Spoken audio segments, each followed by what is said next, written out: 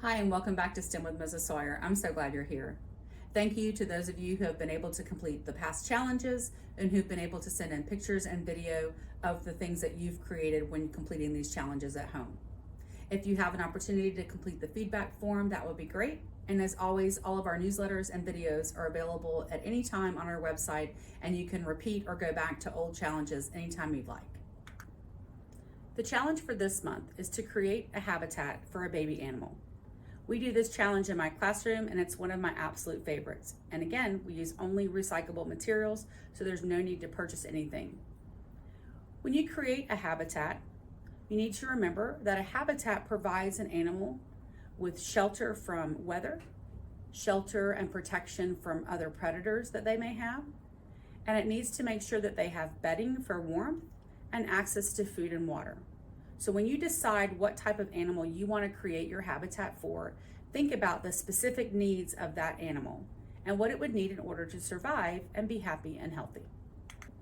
Start by entering the ask phase of the engineering and design process. This is where you want to define your problem and empathize with the needs of the person or animal that it would serve.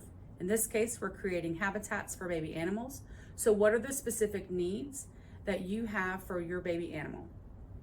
Does your baby animal need access to water just for drinking?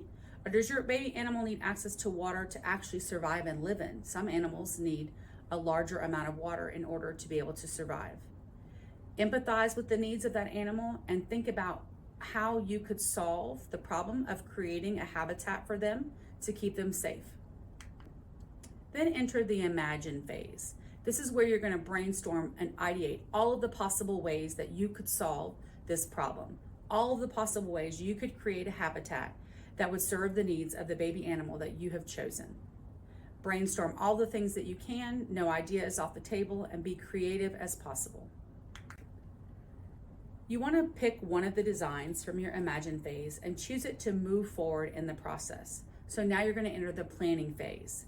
Take that design that you decided you wanted to move forward with and draw a diagram of that animal habitat, labeling all of the parts and all the things that it would need so that you have a clear plan moving forward. You want to make sure that you include a list of materials and tools that you will need in order to create your habitat prototype. Now we want to enter the create phase of the engineering and design process. This is where you're going to actually build your prototype. You're going to test that prototype, and you're going to look at what was successful and unsuccessful, and you're going to make any revision that you need. You want to refine that prototype. Now, so start by building your prototype based on your plan as closely as possible. Then you want to test it. Now, in this case, the testing process can be a little bit trickier because we don't necessarily have a baby animal that we can test our habitat with. But you may have some type of toy that you could use at home or any other item that you could use as a pretend animal for your testing process. You can still test out the different features and see if they would work to serve the needs of your baby animal. Then, of course, make any revision that you need to and refine your prototype. Once you've gone through the create phase, I want you to continue to iterate. I want you to continue to rebuild, redesign, and retest as many times as you need to in order to create the most successful prototype for your baby animal habitat that you can. And of course, we want to take it further. Look at your animal habitat and think of what you could do to take it to the next level. Could you maybe add another level to your baby animal habitat? Is there an idea that you had in the beginning for maybe adding on another feature to your baby animal habitat that you didn't include in your original prototype?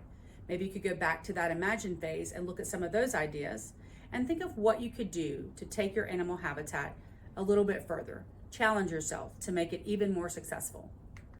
And of course, the last stage in the engineering and design process is the share phase. We want to share our design process, our brainstorming, our building, our retesting, all of those things that we did with someone at home, either a grown-up, a sibling, maybe a friend that you have nearby. And of course, you can always share it with me. I would love to see what you've created. But share your ideas and your thought process with someone at home. Thank you again for joining me with STEM with Mrs. Sawyer. I love sharing these challenges with you that you can do at home. Please don't forget, if you can, send me pictures and videos of the challenges that you've completed at home and fill out that feedback form if possible. And remember that all of our newsletters, videos, and challenges are available on our website at any time. Thank you so much.